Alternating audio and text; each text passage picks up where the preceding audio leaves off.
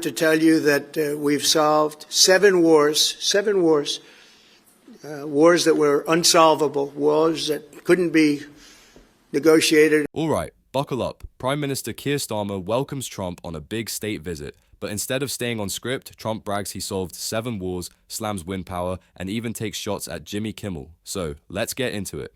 Mr. President, it's a pleasure to welcome you to Chequers. This historic second state visit is a moment to celebrate the unique bond between our two countries. But today we've gone far beyond that. We've renewed the special relationship for a new era. The United Kingdom and the United States stand together today as first partners on defence, first partners in trade, with the groundbreaking deal we struck in May, and now with the new agreement that we've just signed this afternoon. We're confirming our status as the first partners in science and technology, ready to define this century together, just as we did the last. But we're also united in the pursuit of peace.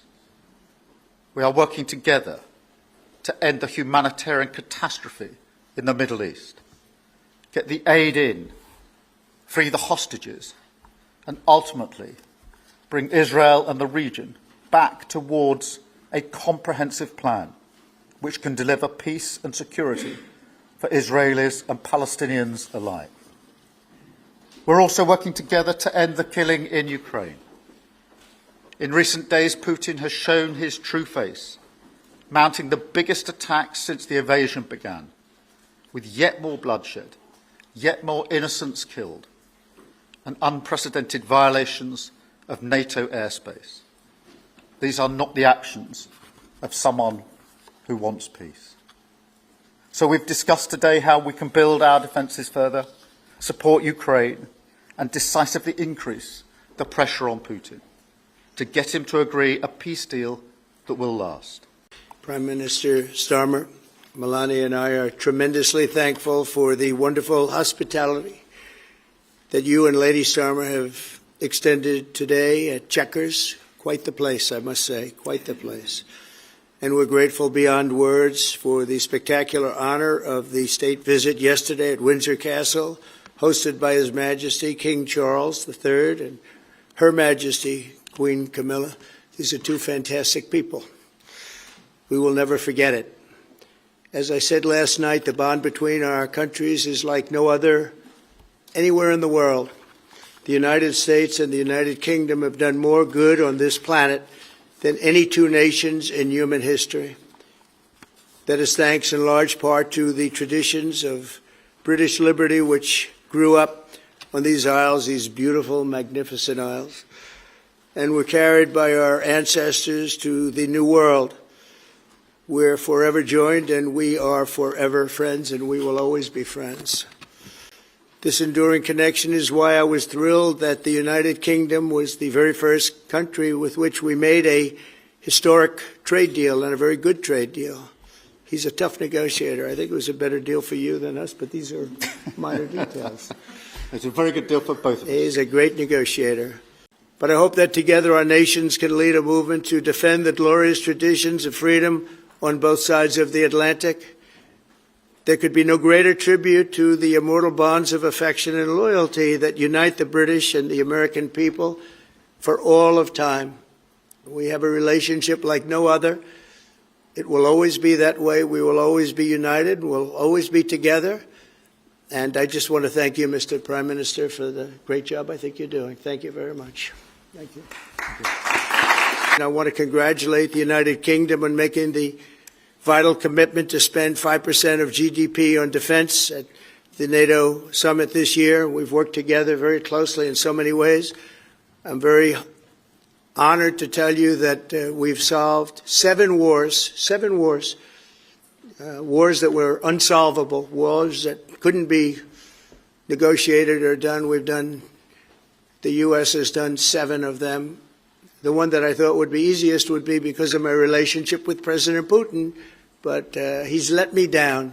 He's really let me down. It was going to be Russia and Ukraine, but we'll see how that turns out. but that turned out to be, I thought it might be among the easiest of the group. To think that we settled Azerbaijan and Albania as an example. It was going on for years. It was never going to be settled. If you remember, the Prime Minister and the presidents, they were there for many years. They said, when they were in my office, we settled. And they started off at both sides of the Oval Office, so far away. I didn't know you could be so far away. And as we were together for an hour, they kept getting closer, closer. And by the time we finished, we all hugged each other. And one said, I've been in this position for 22 years, and all I've done is kill their people. The other was there for 7 years, and all he did was kill their people. And we got it settled. And we did others, as you know. The Congo, we settled the Congo with Rwanda. That was going on, and that was a machete war. That was a gruesome war. Many people, close to 10 million people killed. We got that settled. My biggest disappointment, but it's, you know, look, we did 7, and most of them were not thought to be settleable. We did India and we did Pakistan. That's 2 nuclear. That was purely for trade. You want to trade with us, you're going to have to get along. And they were going at it hot and heavy. But the Russia situation, I hope we're going to have some good news for you coming up. Just last week, a great American, Charlie Kirk, was heinously assassinated for speaking his mind. He was a great young man, incredible future. Some people said he might be president someday. I told him, I said, Charlie, I think you have a good shot someday at being president. And he just wanted to take care of youth. He loved youth. I've never seen anybody relate to youth like Charlie, and they related to him, and they're devastated.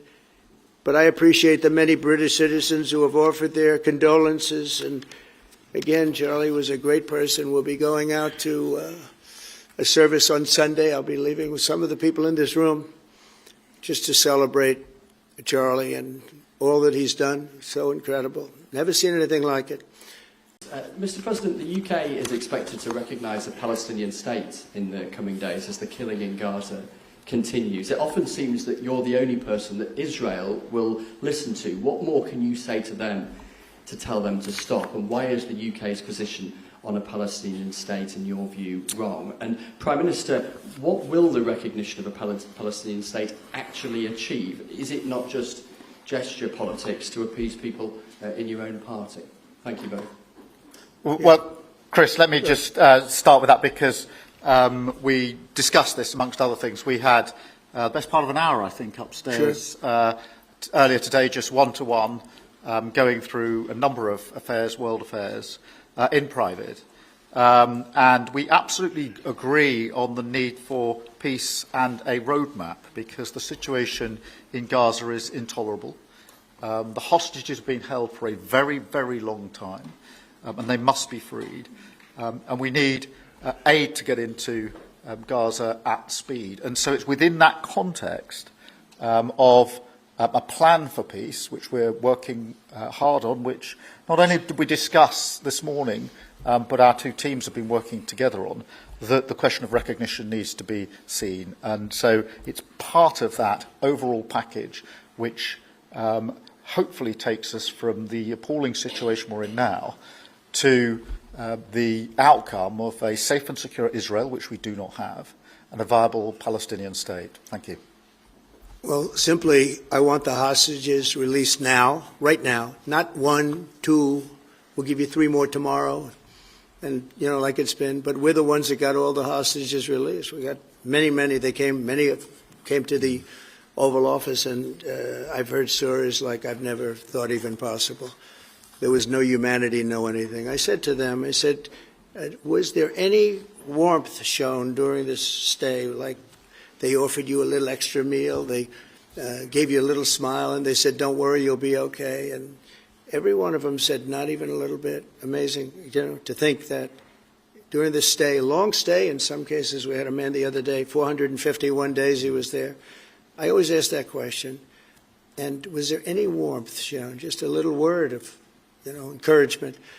And the answer is every time, absolutely not. I'm shocked to hear it because in the worst cases, there's always somebody that comes through.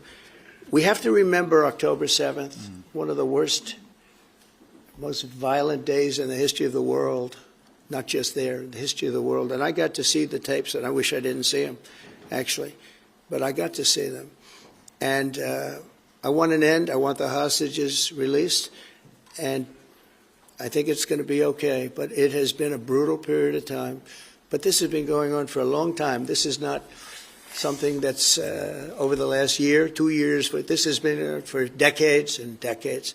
But we want it to end. We have to have the hostages back immediately. That's what the people of Israel want. They want them back, and we want the fighting to stop, and it's going to stop. But a lot of bad things. You know, Hamas said that they're going to put the hostages up as bait. They're going to put the hostages in front of any attack. And that's pretty brutal. We haven't heard that one in a long time. So we have to remember that. So I have a disagreement with the Prime Minister on that score. Okay? One of our few disagreements, actually. Jack Elson from The Sun.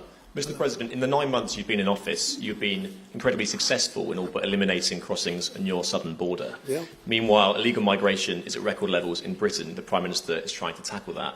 What advice would you give to the man standing next to you on trying to stop illegal migration in Britain? And, Prime Minister, if I can just ask, the President is all about drill, baby, drill in terms of trying to secure American energy and cut bills for Americans. Meanwhile, you are turning Britain's back on oil and gas in favour of renewable energies, such as wind turbines. Why do you think that you are right and he is wrong?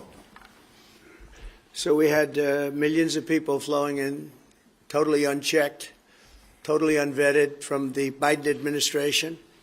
25 million, in my opinion, that would be about 25 million. They came from prisons. They came from mental institutions. They were gang members. They were drug dealers. They came from the Congo. They came from all parts of South America. They came from everywhere. Think of it. Prisons from the Congo being released into the United States. Prisons opened up in Venezuela and many other countries pouring into the United States. And I couldn't believe it. One of the reasons I decided to run. I decided to run because I don't want to be controversial. But you see what's happened, and you see all the information that's come out. We won in 2020 big. And I said, let's run. We got to run, because I saw what was happening. And the worst thing that I saw was all of these people. You know, we've already solved inflation. We've solved prices. Oil is way down. Energy is way down in the United States. But what I saw happening with millions of people pouring into our country, I couldn't stand to watch it. And we've done a great job. Nobody, if you've seen the last, I appreciate your question, by the way, nobody, absolutely zero, and I'm not even sure that's possible, but it's a very liberal group that come out with those statistics. The last 3 months, we had zero. From millions of people a year ago, we had zero people enter our country illegally. And we do have people coming in legally through a legal process and testing and lots of other things. I think it's very important, and we speak about it, and I think your situation is very similar. You know, you have people coming in, and I told the Prime Minister I would stop it, and it doesn't matter if you call out the military, it doesn't matter what means you use, but it's going to destroys countries from within. And we're actually now removing a lot of the people that came into our country. It's a very hard chore.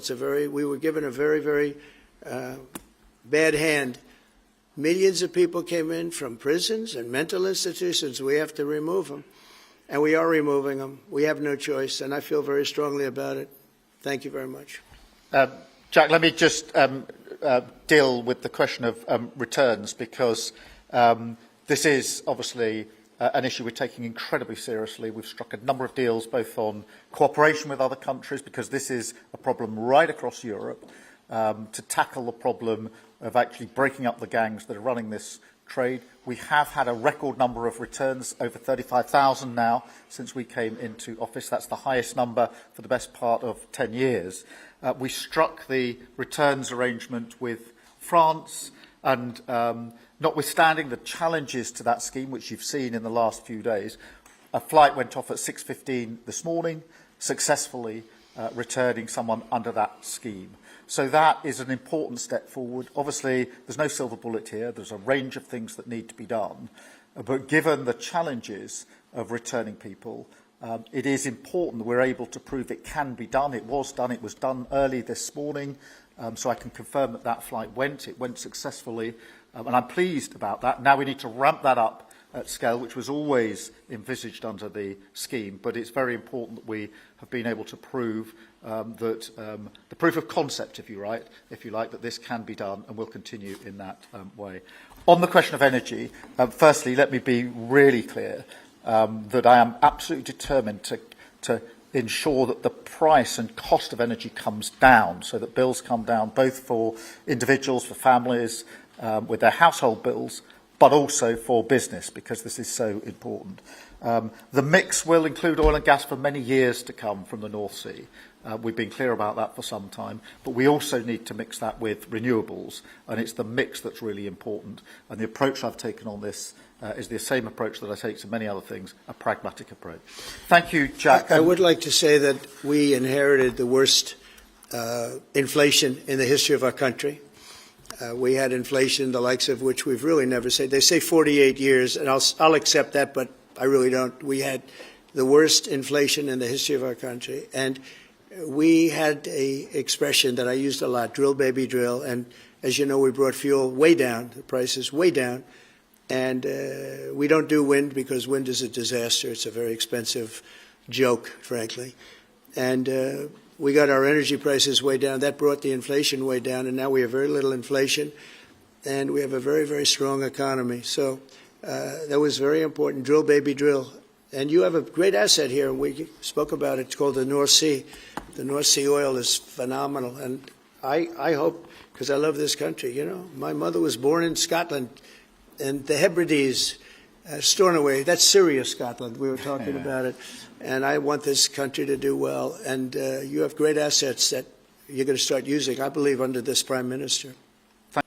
And on a separate issue, free speech, your Vice President Vance said that free speech is under attack in the UK. Do you agree with him? And Prime Minister, we saw the dismissal of a very well-known chat show host in America last night, Mr. Kimmel. Is free speech more under attack in Britain or America?